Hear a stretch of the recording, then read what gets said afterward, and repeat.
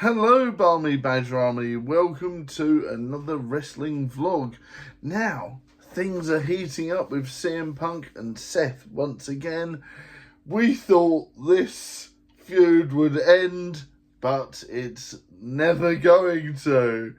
Seth and CM Punk have got their real life problems, and I just feel that, similar to with Edge and the Hardy Boys, they're literally reenacting real life situations. This has gone insane. Obviously, CM Punk held the world title for roughly about 5 minutes until Seth did their cash in the other week.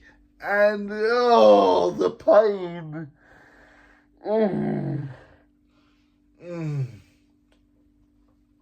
The pain. Being a bit of a CM Punk fan myself, I was overjoyed. And then seeing Seth come down with the world's biggest ruse ever did my head in. Oh my God. But at least that means the storyline will continue. And I really hope CM Punk will get his own back. Obviously, we fast forward from, of course, Clash in Paris, and that gave centre stage to a number of characters, including LA Knight. So it's great that we've almost got LA Knight, we've got Yeet, and we've got, of course, many others all involved with this feud at the same time, and that is going to make it nice and complex. But wowzers. Of course, CM Punk came out the other day and Becky Lynch attacked him, and I've seen the memes and I was just like, wow, Becky Lynch and me have got a weird relationship now anyway. I really don't like her as a character and as a real person, you know, so her heel antics are pulling off. So Seth's a hot heel, Becky's a hot heel, and you've got CM Punk alone against the Stooges and everyone. Who could even the odds? That's right, his pet dog. No, of course, not his pet dog. It's AJ Lee, his wife, of course. Because this is not the Attitude Era. CM Punk is not going to smash Becky Lynch in the face. But who could do it? AJ Lee, and that's for sure. And this has been leaked now because a fan was like, where can I get my AJ Lee merch from? Will it be available this Friday? And then they replied and went, oh! I know you want to hear something ready for her return this Friday, but it'll be ready for WrestlePalooza. I'm like, oh no! So literally a staff member working in the T-shirt part of WWE Fanatics has ruined the big return. I'm like, what the absolute heck? Yeah. So someone in the T-shirt part of Fanatics has ruined AJ Lee's return this Friday. I mean, the points, everything pointed to it anyway, but literally this has become something where everyone's like, wow, okay, AJ Lee is definitely coming back this Friday. And that is stone cold fact now, because it's literally been spoiled by the T-shirt company. I'm like, wow, okay. So this is going to be an interesting one. And then we get on to another point of this. Where does this leave the women's division?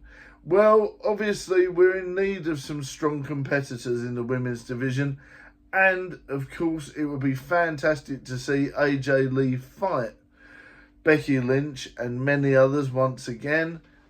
You know, so this is going to be an interesting one. Paige has considered to come back but been ignored for obvious reasons. Her AEW run was very underwhelming. So, you know, they don't really want her back in the company yet.